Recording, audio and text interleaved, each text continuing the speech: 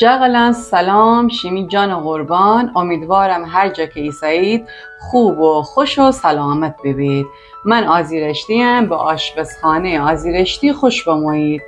امروز نهار تصمیم بگیفتم ایتا مرغ ترش اصیل گیلانی چه کنم و اینکه آموزش مرغ ترش اصیل و قدیمی امی گیلانه از تجربیات خودم شیمی امره به اشتراک کنم.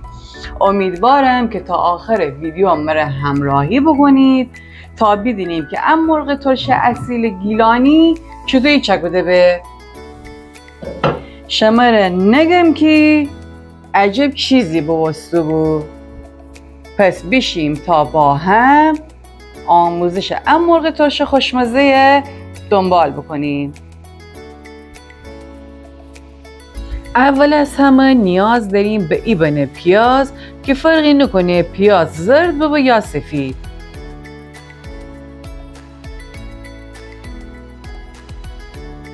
پیاز پوست گیریم، با حوصله نگینی ریز خورده کنیم.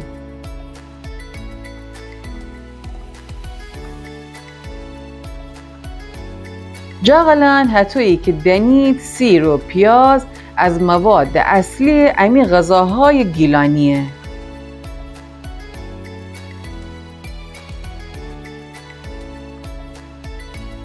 شما اگر دوست بدارید تنید پیاز رنده درشت هم بزنید.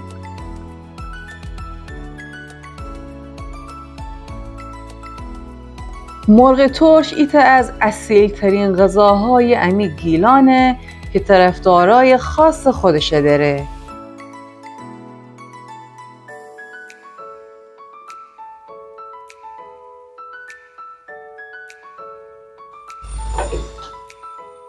پیاز قشنگ گمججه تفتیم، ایز روغن زنیم تا قشنگ پیاز از خامی در به. کمی زردچوبه بهش اضافه کنیم.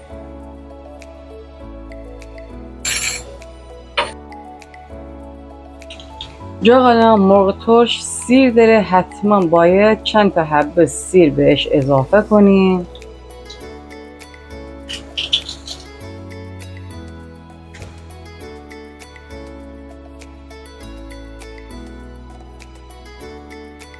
تا همین مرغ ترش خیلی عطر خوش سیره به خودش بگیره.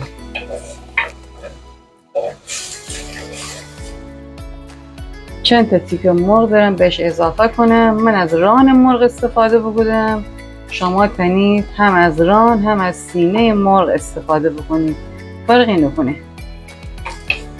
ولی مرغ ترش اصیل گیلانی حتما مرغ داره، نتونید جایگزین از گوشت استفاده بکنید. جاغلا اگر از گمج استفاده کنید حتما باید گمج با شعله مستقیم فاصله بداره. من از سپایه استفاده بکنم، شما تنید هم از سپایه هم از شعله پخش کن استفاده بکنید. اگر گمج مستقیم روی شعله مستقیم بنید احتمال اینکه شیمی گمج بترکه خیلی زیاده و اینکه شیمی خورش طعم بگیره امکانش ایسه.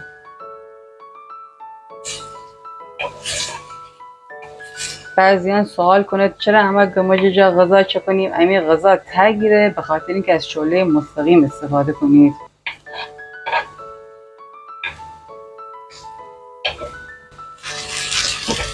بعد از چند دقیقه که مرغ قشنگ پیاز همره واویج بخورده،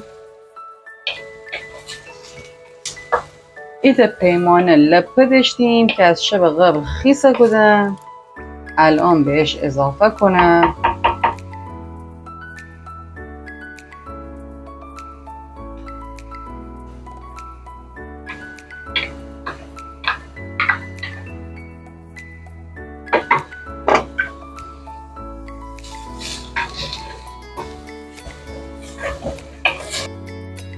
بعضی انگل لپه باید جدا بپزیم بعد به خورش اضافه کنیم، اما من لپه جدا نپزم خود مرغ هم را قشنگ واویجدم تا از خامی در بیه. نیاز نیه که جدا بپزیم.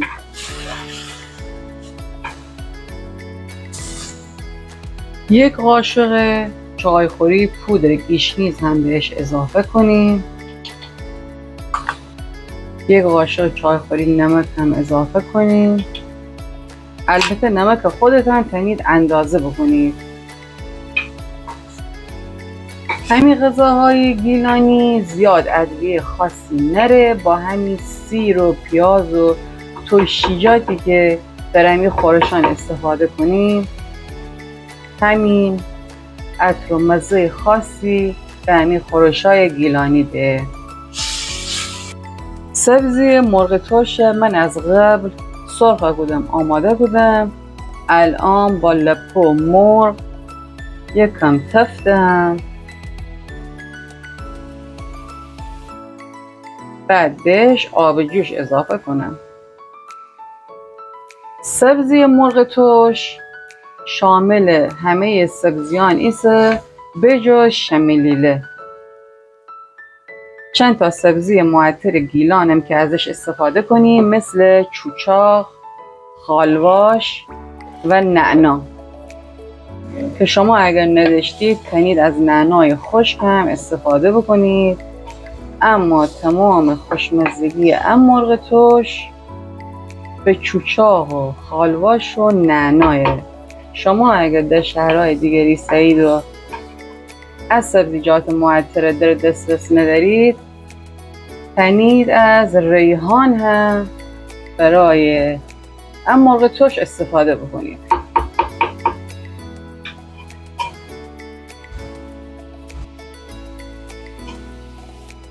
جاغلان دوست دارم بدانم که از کجا شهر یا کشور می ویدیوان تماشا کنید.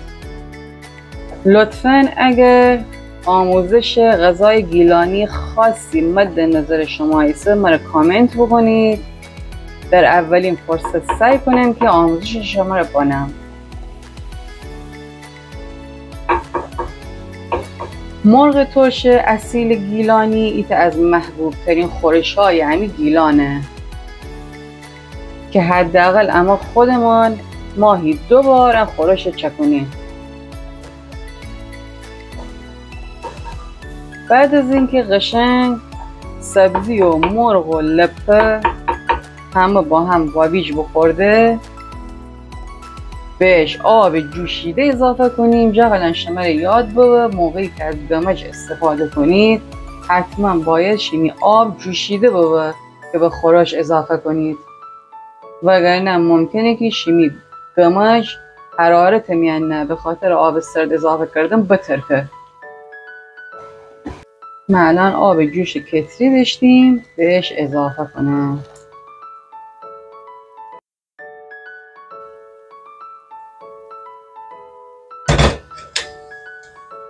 یه 40 دقیقه زمان دیم تا مرغ بپزه و خورش قشنگ جا دکفه. تا آخر 2 تا نکته دیگه هم داره برای همراهی بکنید که شما را بگم. فعلا بمانه که تا 40-45 دقیقه دیگه قشنگ خورش بپزه و جا دکفه. آبم تا روی مرغ اضافه کنید.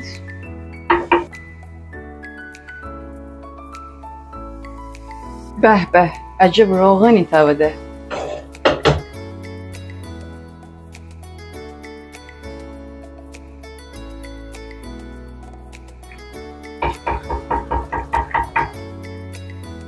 شیمی جا خالی ننی چه عطر بویی داره.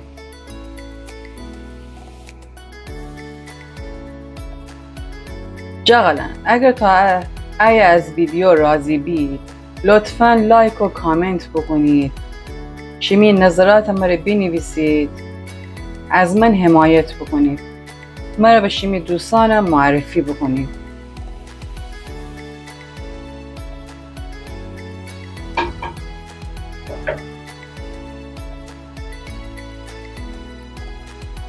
جاغلان حتویی که از اسم خورش معلومه مرغ ترشه، پس باید حتما ترشی قابل توجهی بداره.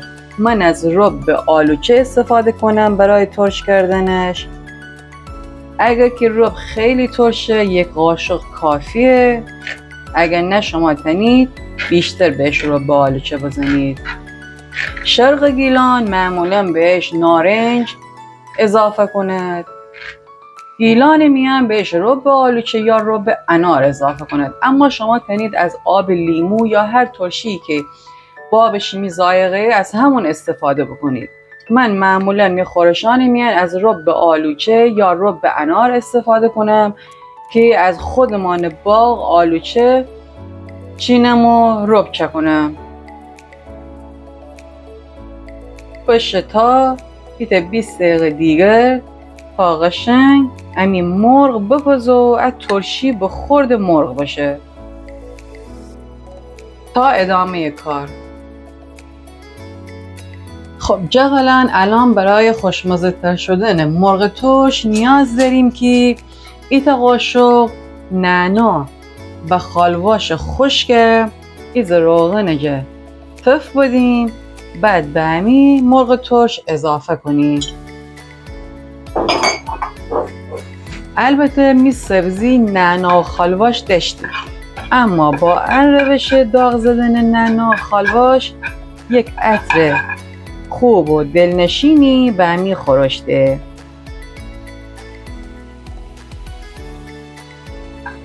همین چند دقیقه فقط روغن جا تف بخوره کافیه.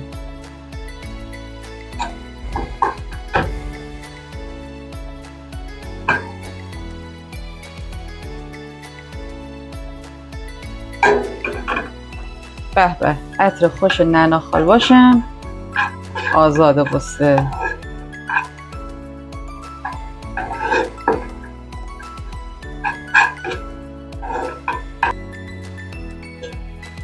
به به چه روغنی تواده همین مرغ ترش.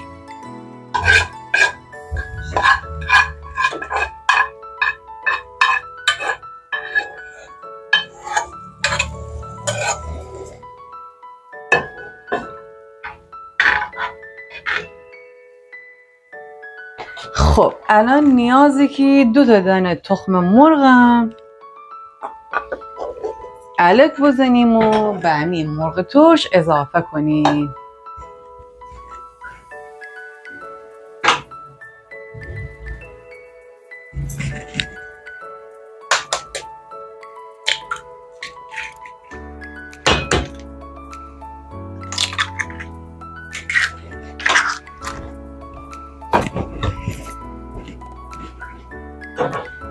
تخم مرغ چنگال یا همزنم را بزنید تا از لختگی دربه.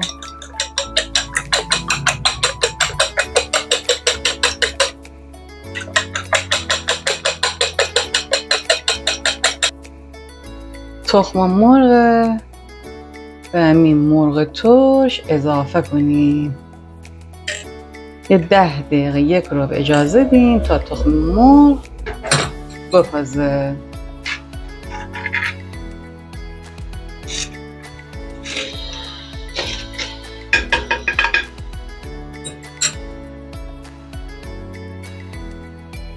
لازمه که دوباره در گمجه بنیم و زمان بدیم تا همین مرغ ترش ایتا 1 ربع قشنگ جاده کفه.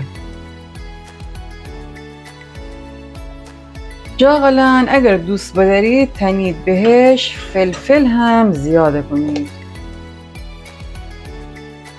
فلفل معمولا در آخر به غذا اضافه کنیم که عطرش حفظ ببره.